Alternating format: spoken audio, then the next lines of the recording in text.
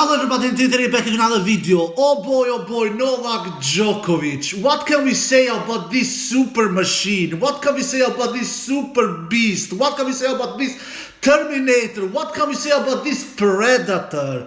He is sending the message to the entire field on the tennis world. He is saying, I was not allowed to play last year. They kicked me out last year, but I am here to show everybody who is the man to beat on Australia. I don't care where I am, Melbourne, Adelaide, you name it. I am the man to beat. And he is defeating all these players in straight sets. For sure, it is a 250 tournament he's playing at Adelaide. But he has won all his 4 matches in straight sets against all these youngsters. And Djokovic, he should be a player that should be on decline because he's 35 years old. He's not super young anymore, but he's playing tennis like he was 25 years old and not 35 years old. Novak Djokovic. I don't know what to say about this dude. And we still have people out there who are not calling him the most complete tennis player of all time. Trust me, baby, I've seen tennis for over 30 years now, and I can tell when a player is the most complete of all time. And Novak Djokovic is the most complete tennis player of all time. You don't know what to do against this dude. You don't know. Against Federer, you knew. Hit the ball against his backhand. He will hit it 1, 2, 3, 4, 5 times, and in the end, he will get an unforced error. Against Djokovic, against Nadal is pretty complete as well. He has forehand, he has backhand, he has pretty solid returns, great stamina, speed demon. At least a young Nadal, not so much an old Nadal. But Nadal, you could always hurt him when Nadal was serving. You can take your teeth into Nadal's service games because Nadal doesn't have the greatest serve of all time. Let's be honest. Djokovic, what can you do against this dude? What does he have? What kind of weakness does he have besides overhands? It is the only thing that Djokovic doesn't do great is overhands. Besides that, he has the serve, he has the return, he has the backhand, he has the forehand, a very underrated forehand. He has the movement. He has improved even his net game. Even his net game, which was not superior when he was younger, he has improved even that. Djokovic is just another level. Just look what he has done since Wimbledon. Since his first round match against Knon, that player, if I'm pronouncing his name, he has won 29 out of 30 matches that he has played. Yeah, you heard me right. He has won 29 out of 30 matches that he has played since the first round match at Wimbledon. The only loss that he has was against Holger Rune in that Paris Masters final a couple of months ago. A match that he almost won. He was to break up in the third set. Imagine if Djokovic would have defeated Holger Rune as well. He would have been in a 30 winning match streak. A 30 match winning streak if he would have defeated Holger Rune in that Paris Masters final a couple of months ago. Just look how ridiculous good this player is. Just look how ridiculous consistent this player is. Just look how ridiculous solid this player is. Just look how ridiculous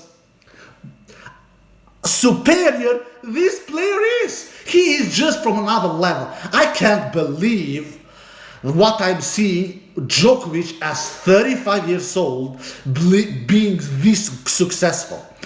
Tennis is a young man's sport. You are at your best when you're younger. Djokovic is as good as ever. I don't know if I've ever seen him serving as good as he's doing now in his older days. I don't know. He's never served as good as he's doing now, especially in finding his spots. He is finding those spots. Man, is someone finding the spots better than Djokovic in the serving department? No. And then you're calling Daniil Medvedev the next one, Djokovic's biggest rival, blah, blah, blah, blah. I get it. Medvedev is a solid dude. He has won a Grand Slam title. He has won 4 Master 1000 titles. He has won the ATP Tour Finals once. He has been world number 1. But he's not great. He's super good, but he's not great. Djokovic leads now him 9-4 the head-to-head. He has won 4 straight matches against Daniil Medvedev. Since Djokovic lost in that US Open final 2021, Novak Djokovic's biggest match of his career, where Novak Djokovic, in my opinion, in a way choked that final, he has defeated Daniil Medvedev in 4 straight matches. 4 straight matches, my tennis fans all around the world. That's what Novak Djokovic is doing to his biggest rival, like many tennis lovers out there are calling Daniil Medvedev is Novak Djokovic's biggest rival. What did he do to him now? Just a couple of hours ago. 6-3, 6-4, bang bang baby, go out. Take the plane back to not Russia. I always said Russia. No, because he will play the Australian Open. So take the plane back to Melbourne, Daniil Medvedev, or the car, or the train, wherever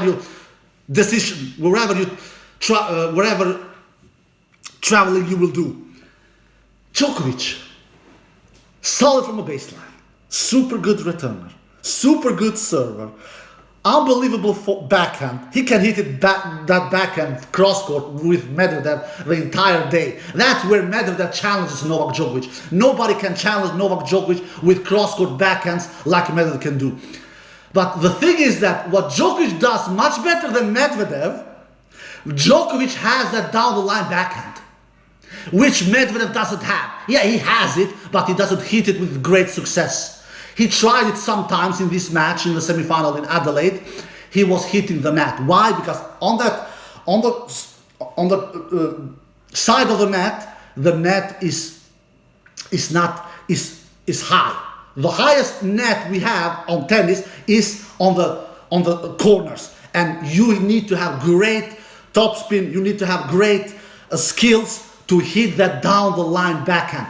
And Djokovic hits that down-the-line backhand much better than Medvedev, because we saw that in this semi-final match where Djokovic hit this down-the-line backhand beautifully. Djokovic was changing pace. He was hitting cross-court backhand with Medvedev. He was doing that 4, 5, 6 times, and then he was changing directions and hitting great down-the-line backhands. And Medvedev could not defend himself, because Medvedev is not super fast, especially moving towards his forehand side. If you make Medvedev move on his forehand side, he will not do great defense. He will hit that forehand into the net, or he will hit that forehand long. Medvedev has some weaknesses. We all know that. And one of his biggest weaknesses is his forehand, especially his running forehands. He's really weak in hitting running forehands. And Novak Djokovic, of course, knows that. Another weakness that Medvedev has, he can be really passive. He was passive in a way in this match, at least for 1 hour. He was kissing the baseline the last 10-15 minutes of the match, and it was there Medvedev created some breakpoint opportunities in the second set. I believe he created 2 breakpoint opportunities in the second set. Medvedev, of course, Djokovic saved both of them with superior baseline game and with a huge second serve. His hardest second serve he hit in the entire match. Maybe his hardest second serve he hit in the entire tournament. So Medvedev, to have a chance against Djokovic, he needs to play closer to the baseline. He needs to hug that baseline. He cannot be passive. He cannot let Novak Djokovic dictate the rallies. Letting Novak Djokovic dictate the rallies is like making suicide. That's why Federer was showing a lot of success with Djokovic. Because why? Because Federer, at least in 3-set matches, not so much in 5-set matches, Federer was taking all the time away from Novak Djokovic. You cannot let Novak Djokovic dictate the rallies. If you do, it's like making suicide, and that's where Daniil Medvedev does a very, very bad tactical match against Djokovic. He gives Djokovic too much time. And another thing is Djokovic returns much better than Medvedev. He returns much better than, let's be honest. In this match, it was only 2 break of serve. And Djokovic broke Medvedev's serve once in the first set, once in the second set. Hasta la vista, baby. Goodbye. I'm taking you down to Chinatown, he said to Medvedev. Even though that Djokovic had some kind of a thigh issue in his right leg, if I'm not mistaken. Even though the Djokovic was not 100% in the first set at least, he defeated Medvedev. What does that show to Medvedev? Do you know what this shows to Medvedev? This shows to Medvedev, Djokovic sends the message to Medvedev that I am owning you, dude. I am kicking you butt, dude. Even when I'm not 100% healthy, like he most likely wasn't in the first set, I am owning you. I'm kicking you butt. Imagine when Djokovic doesn't feel any kind of a pain. Just imagine. So what Djokovic does much better than Medvedev, he's returning better than Medvedev. He's hitting his backhand down the line better than Medvedev. And he actually is serving better than Medvedev. Djokovic is not having better power on the serve. I don't think Djokovic is hitting a more powerful serves when it comes to counting speed. But Djokovic is finding the spots much better than Medvedev. Do you know why? I'm going to tell you why. I'm going to explain to you. Djokovic landed only 57% first serve sin against Medvedev. Only 57% first serve sin. He wins 89% behind those first serves.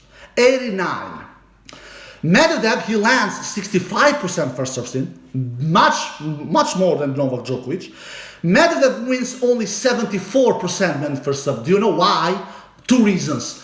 Djokovic finds the spots better than Medvedev. Djokovic returns better than Medvedev. There you have it. That's why Djokovic wins much better percentage behind his first serve than Medvedev. Because Djokovic finds the spots better, then Djokovic returns better than Medvedev.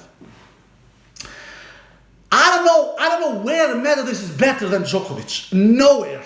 The only thing I see Medvedev challenging Novak is from the baseline. Medvedev is pretty solid and consistent from the baseline, especially in those cross-court backhand exchanges.